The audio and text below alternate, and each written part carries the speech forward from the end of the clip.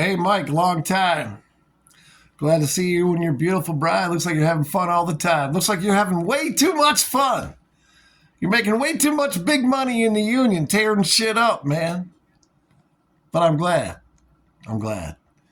All right, so listen, I got your message here. It's been a long time since we've seen each other. Yeah, I'm a little pale. I'm an upstate New Yorker. It's wintertime. Anyway, when you were in Stoke, it took what you told me 3 hours out in the rain on that Friday afternoon while I was at Indian Point getting a whole body count. Remember that? Here's what happened, okay? I want you to remember when you tell this story. I got back in time for lunch. I got along with everybody there. But I was going on my sabbatical that afternoon. Me and I was for the month. Remember, I was leaving for the month because we did that. Us techs, we took a month off. We got laid off. Well, I scheduled mine for summertime, right? So we went to IP and got the body count. We came back. It was in time for lunch. And when I was in the HP office, we were all going to the diner in Tuxedo.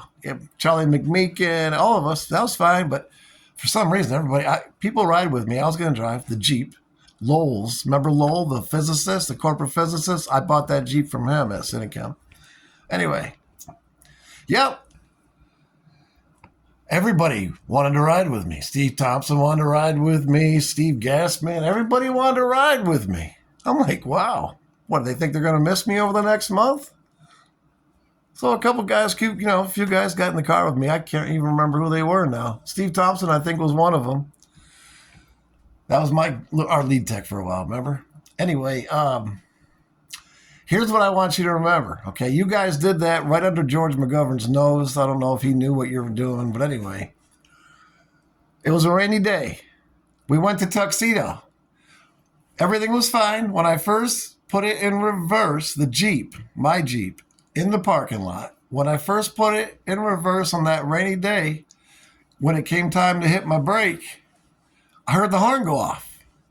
And I thought, back then every once in a while, I was paying a mechanic to fix something on that thing. I slowly rebuilt the son of a bitch. And so, I ended up going through it, having the engine completely rebuilt. It was beautiful. It ran great. Had it painted, had the wheels painted, put new seat covers in there. And then I sold it to somebody for a really good price. So I spent a lot of money and time and effort to make somebody else have a good ride. Anyway, so I backed up. And when it came time to hit the brake, the horn went off. And I thought, I have troubles with this thing. It's old. I'll bet you some water's getting in somewhere and shorting. So I went. When I got to the stop sign at the end of the parking lot, it hit the brake and the horn went off again. I go, what? But there's no traffic. I pulled right out. And then we went to the diner. It's like something it's starting to look like something's up. Okay. All right. So it got better. Then all of us meet at the diner. We all have our laughs. I remember I sat directly across from Charlie McMeekin, who got a couple of Budweisers for lunch, and I got one. I'd never drank on the job, but that day I got one beer. I've never done that. Anyway, but where the story really gets better, you got to remember this. Okay. So it's still a rainy-ass shitty day after lunch break, and we're all going back to Cinechem, and I'm driving, and the guys, we're laughing. It's funny. It's funnier than shit. But here's what happened.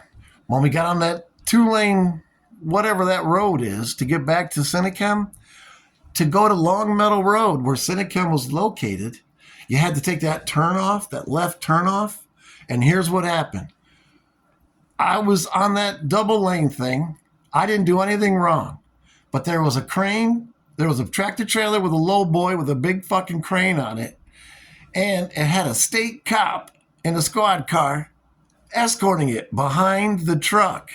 And what happened is that truck driver decided he wanted to take that left turn. He came 2 lanes over. I'm behind him. I'm already waiting to turn in. I'm in the left lane, getting ready to turn in that left lane. And that son of a bitch in that crane cuts me off, pulling heavy equipment with a cop behind him that's escorting him. The cop stays with the car. The two of them cut me off to get into that turn lane on a rainy day.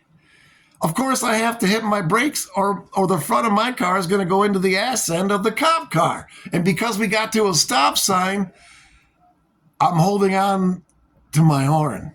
I am right behind a state boy that just cut me off.